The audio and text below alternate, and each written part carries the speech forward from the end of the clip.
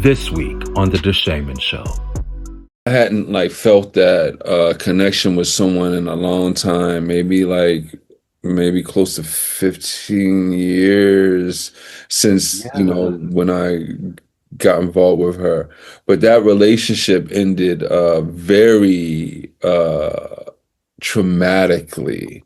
Oh gosh, I'm Yo, sorry to hear that. I was too, but I'm not now. I love it, because really honestly, for real, that connects to Black Shaman. A lot of Right. the pieces in Black Shaman was written as a result of all this turmoil that I was going through afterwards.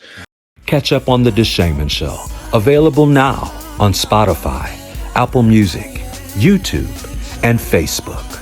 And stream us live every Friday at 4 p.m. Eastern on all social media platforms.